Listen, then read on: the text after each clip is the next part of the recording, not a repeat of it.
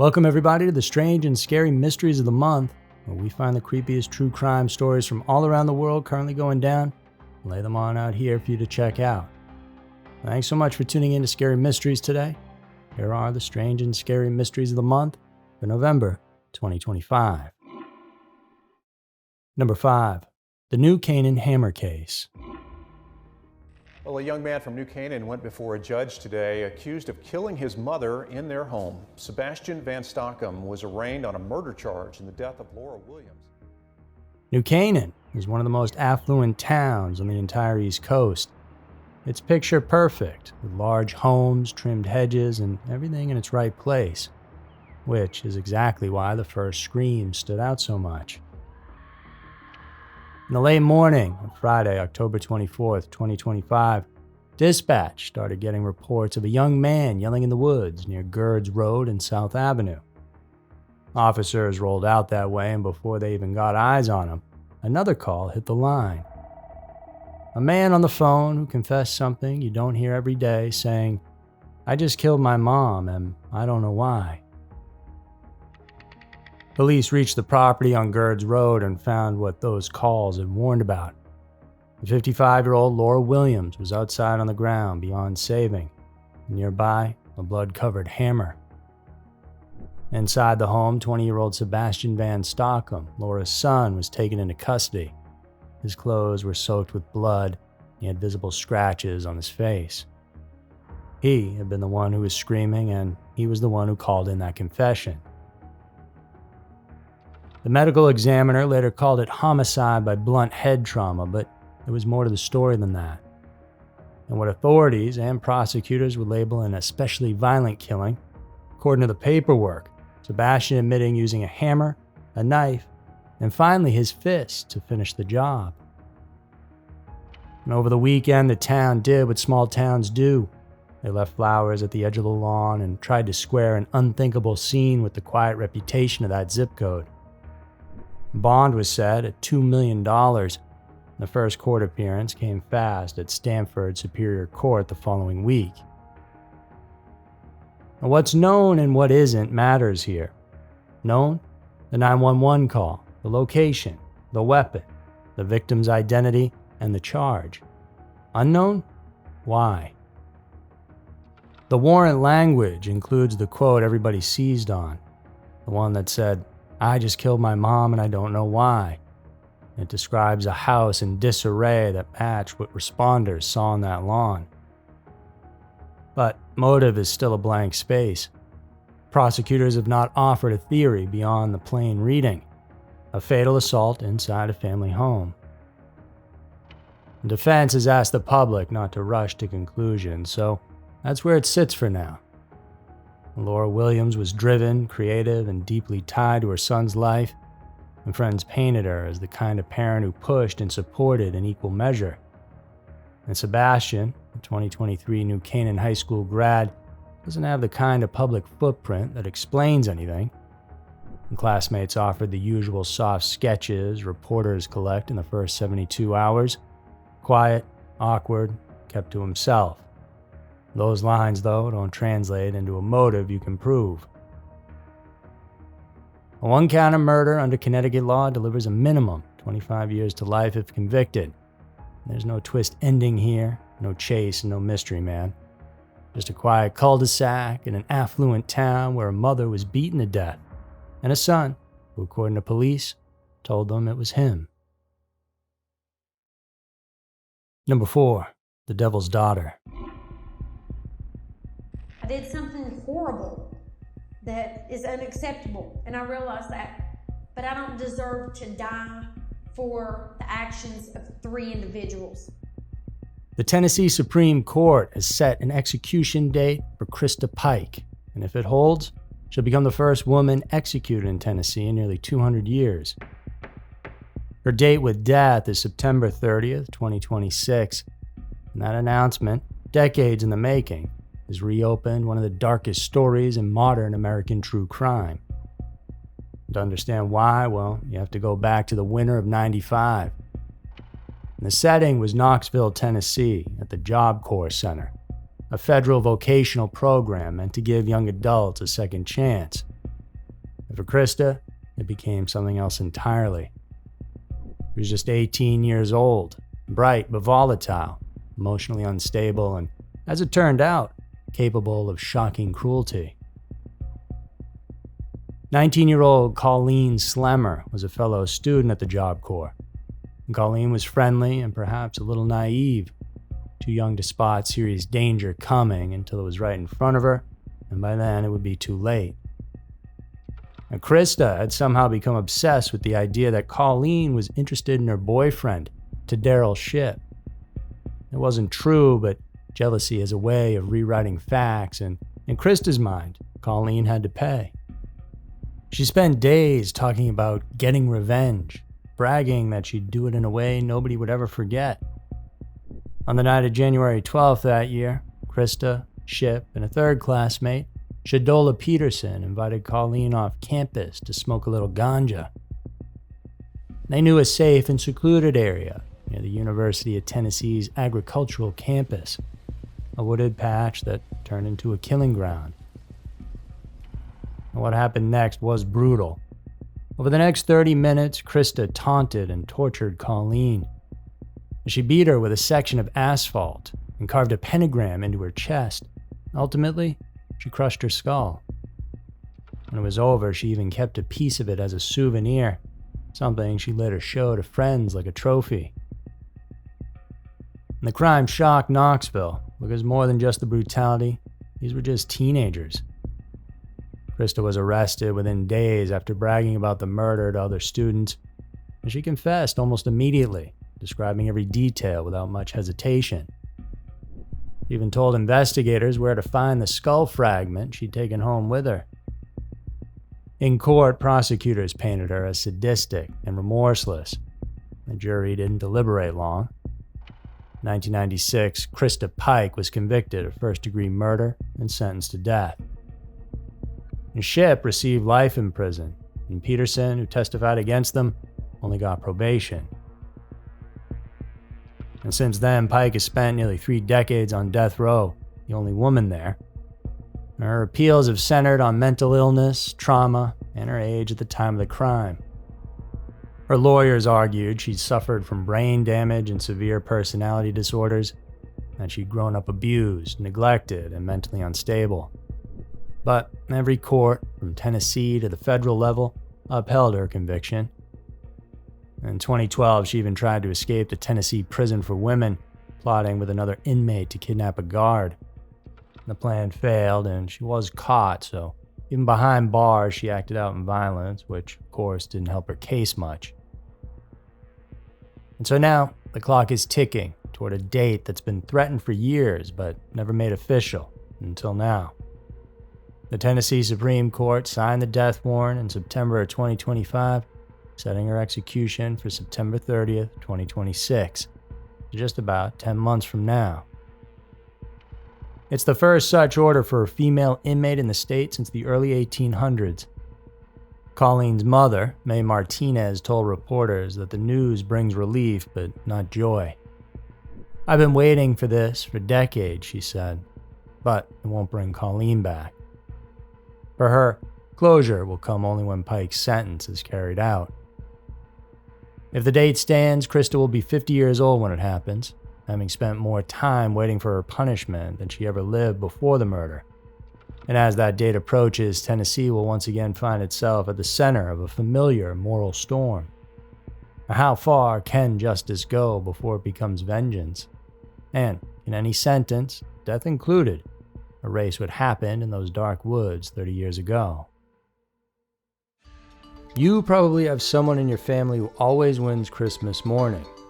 You know, the one who shows up with the perfectly wrapped box and the thoughtful gift that everyone talks about for the rest of the day. In my family, that's usually my sister. I mean, she plans for months ahead and it's tough to beat.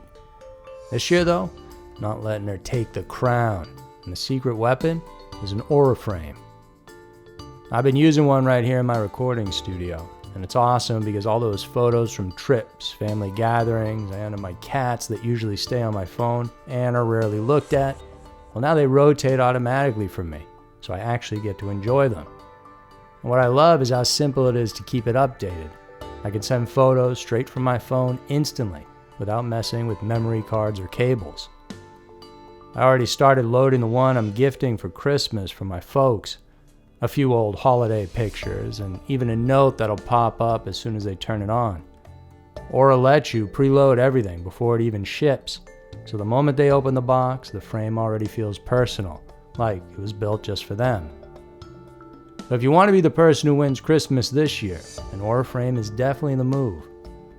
For a limited time, visit auraframes.com, get $45 off Aura's best-selling Carver matte frames, named #1 by Wirecutter, by using promo code SCARY at checkout. That's auraframes.com, promo code SCARY. This exclusive Black Friday, Cyber Monday deal is their best of the year, so order now before it ends. Support the show by mentioning us at checkout. Terms and conditions apply. Deals vanish, hype fades, but bad sleep, it hangs around like an unsolved mystery. That's why GhostBed is worth looking into. We founded and still run by mattress-making experts with more than 20 years of experience, GhostBed builds premium mattresses that are comfortable, durable, and most importantly, built to last. Every GhostBed mattress includes proven cooling materials that regulate your temperature all night long, so you don't wake up sweating through another nightmare. And with their exclusive ProCore technology, you'll get targeted support through your hips and back to keep your spine aligned and your body feeling balanced. GhostBed is family-run, not backed by investors or marketing hype. That means they can offer premium comfort at up to 50% less than comparable brands. No gimmicks, no middlemen, just real value. Each mattress comes with a 101-night sleep trial, a 20 to 25-year warranty, and fast free shipping. Most orders arrive in 2 to 5 days, so you could be sleeping better by next week. And right now, during GhostBed's Black Friday sale, you can get 25% off site-wide, plus a free massaging neck pillow with your mattress purchase. Just go to ghostbed.com/scary and use promo code SCARY at checkout. That's ghostbed.com/scary, promo code SCARY. Upgrade your sleep with GhostBed, the makers of the coolest beds in the world. Some exclusions apply. See site for details. Number 3. Non-human life among us. Humanity is not the only intelligence in the universe. Humanity is not the only intelligent species. We are absolutely not alone. Non-human intelligence exists. UAPs are real, they're here, and they're not human. There's a strange new kind of documentary making waves right now. One that doesn't just ask if we're alone in the universe, but if we've already been sharing it. It's called The Age of Disclosure, and what makes it different from every UFO special before it isn't just the claims, but who's making them. Career military officials, aerospace insiders, and intelligence officers who say they've seen the evidence firsthand. The film, which premiered this month at several independent festivals before quietly landing on streaming platforms, has been described as the most compelling case yet that non-human intelligent life is already among us. And it's not hyperbole. Because at its center is a man whose name you might recognize, David Grush, the former intelligence officer who testified before Congress in 2023, claiming the US government has been running secret crash retrieval and reverse engineering programs for decades. Back then, his testimony sparked headlines but also skepticism. No proof, no photos, just words. But this new documentary pushes things a lot further. Using interviews, classified debrief excerpts, and newly declassified materials obtained through FOIA requests, The Age of Disclosure pieces together what it calls the timeline of contact, an alleged chain of government recoveries dating back to the 1940s, continuing through the Cold War, and accelerating in the last 20 years. I am here to discuss the so-called flying saucers that may have the possibility of threat or menace to the United States. One of the film's most striking claims comes from an unnamed military contractor who says he personally saw what he described as a biological occupant during a recovery operation in 1997, somewhere in the western United States. He doesn't call it alien, he calls it non-human, a distinction the filmmakers emphasize over and over. Because that's the quiet and interesting theme of this film. Not that aliens are invading, but they've been here, observing. The director, Dan Farah, takes a restrained approach here. No ominous voiceovers and no wild CGI recreations, just testimony. Cold, clear, and increasingly impossible to ignore. He also includes insights from linguists, behavioral scientists, and even theologians. Each ask the same question. What if disclosure isn't about governments revealing the truth, but about humanity finally being ready to hear it? And the film builds towards what's easily its most chilling sequence. A leaked fragment of an alleged interagency briefing slide titled NHIs, Non-Human Intelligence. It outlines 3 coexisting species classifications, a term that has since triggered both excitement and panic online. Experts are, of course, already debating whether it's authentic or a hoax planted for misinformation, but it's still very interesting nonetheless. And the timing of this film all feels deliberate in a way. In the last 6 months alone, we've seen an unprecedented level of transparency. NASA's UAP panel releasing their report in September, and the Pentagon acknowledging new task force initiatives, and multiple international governments declassifying their own UFO data. It's almost like the slow drip is over and now it's time for something big. And by the way, 3i Atlas is on its way, so maybe we'll get answers come December, though probably not. And people who've seen The Age of Disclosure say it doesn't rely on jump scares or cinematic buildup. It's just calm, factual unease, the kind that leaves you staring at the sky differently afterward. And maybe that's the point. Because this film isn't about proving aliens exist, it's about the subtle shift that's been happening for years. The normalization of an idea once dismissed as fiction. That something else, something intelligent and ancient, might already be here, sharing the same space, hidden in plain sight. And at the end of the film, one of the interviewees, a retired aerospace engineer, puts it simply, saying, "They don't need to invade. They never did. They were here before we even understood what the sky was." Number 2, The Real Boston Strangler. The stranglers have become the chief topic of conversation between housewives on the telephone, co-eds between classes, and secretaries during coffee breaks. If you grew up around New England, you've definitely heard the name the Boston Strangler. It's become almost folklore, a phrase mentioned every now and then, shorthand for terror itself. But it was a while ago, and so the story has faded a bit. And if you don't know, the long and short of it is that between 1962 and 64, 13 women were murdered across the greater Boston area, all found strangled, often with their own stockings in their own apartments. But here's why we're talking about it today. For decades, police and prosecutors said they had caught their man, Albert DeSalvo, a factory worker and handyman who confessed to the murders while already behind bars. He was never even tried for them, but the case was closed in the public's mind, so done deal. The true crime author and investigative journalist Casey Sherman, whose work helped inspire the 2023 Hulu film Boston Strangler, is now bringing the story back into the pop culture conversation. Because according to him, the evidence points to not one killer, but several. Now, Sherman isn't new to this case. His own aunt, Mary Sullivan, was the final known victim of the Strangler, found dead in her Beacon Hill apartment in January of '64. She was only 19 years old, and for decades her family accepted what police said, that DeSalvo was the man responsible.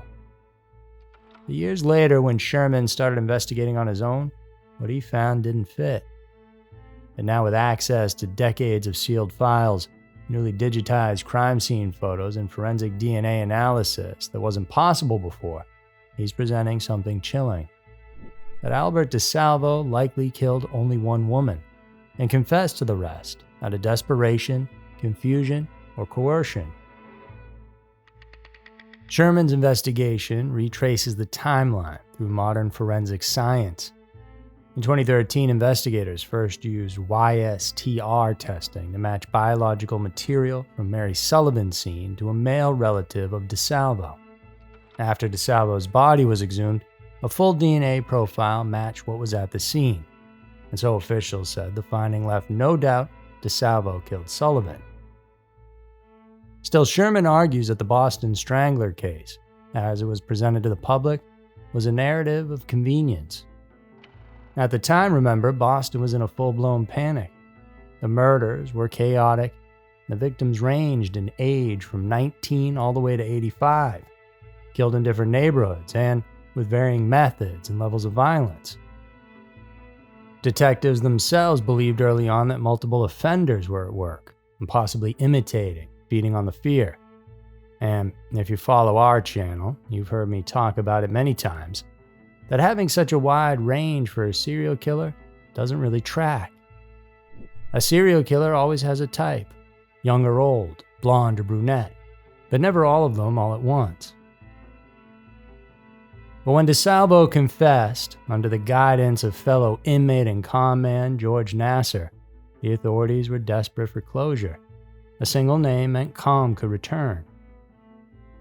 Sherman argues Nassar, DeSalvo's on-again cellmate who died in 2018, actually helped engineer the confession by channeling case details to DeSalvo. The real killers, Sherman believes, including men with ties to Boston's underworld, were predators operating independently, not connected except through opportunity. And perhaps most disturbing, Sherman names one specific suspect tied to multiple unsolved murders in the same time frame. A man who lived less than a mile away from one of the victims and later served time for assault and burglary. And his name has never been released publicly yet, but Sherman claims his DNA is now under review by Massachusetts investigators. And right now, many items from several of the crime scenes that were long thought to be destroyed, but were quietly preserved in private archives, may soon undergo modern DNA testing. And if that happens, the results could rewrite one of America's most infamous serial killer cases. Because if DeSalvo didn't kill all those women, well, that means the true Boston Strangler or stranglers were never caught. And that's the part, Sherman says, still keeps him awake at night. He believes police and prosecutors from that era did what they thought they had to, found a convenient villain and moved on. For decades, the story held, but now it seems to be falling apart. And if Sherman's new evidence leads to DNA results that point elsewhere, the state may have to formally reclassify the Boston Strangler murders from solved to an open investigation. And 60 years later, the city that coined the name might have to face a new truth, that the real killer or killers may have walked free. Number 1. The video that broke a 15-year silence. For the first time, authorities are revealing the cause of death in the murder of Lynn Brennan. She was found dead in her Manchester home 15 years ago. It was a chill afternoon on Sunday, October 4th, 2010, when Lynn Brennan entered the small convenience store on Webster Street in Manchester. The footage shows her at the checkout counter at 3:29 p.m. purchasing milk and a few other items. She appears calm, chatting with the clerk, basic errands in progress. And as it turns out, well, this would be the last verified image of her alive. Just a week later, on Monday, October 11th, police were called to her apartment at 267 North River Road. It had been several days since she was last seen, and when they entered, they found her body. And the cause of death, blunt force trauma, and there were no signs of forced entry. Lynn was 53 years old, a mother of 3, a woman known as caring and dependable. At that moment in time, she was living alone while in the middle of a divorce. She had only been at that apartment for a few weeks, so had a stranger in the neighborhood perhaps taken notice of her? Some random person with bad intentions? Or was the individual responsible much closer to her? Now, unfortunately, all the details behind her case have not been revealed, but in stories like this, you can rest assured that the estranged husband was looked into, and he was never publicly named a suspect. And for years, her disappearance and murder became one of the many cold case headlines few revisited. Then came October 2025, 15 years after the crime. The New Hampshire Department of Justice released the 2010 surveillance video from Bunny's superette for the very first time. In the clip, you see Lynn exit the store with her bags, walking back toward the daylight. Investigators now hope it will jog memories and prompt leads, uncovering something someone thought they forgot. Now, that means detectives don't have a suspect, so they're looking for the public's help in trying to close this one, or at least lead them in the right direction. In the public release, the Attorney General's office emphasized the timeline.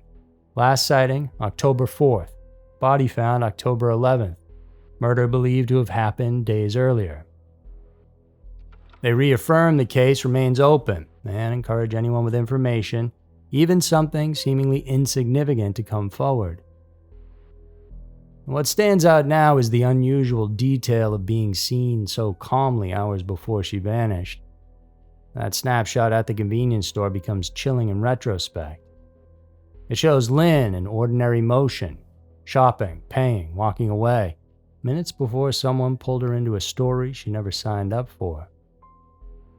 In a case with no major leads, no murder weapon publicly reported, and no named suspect revealed, the smallest details are everything.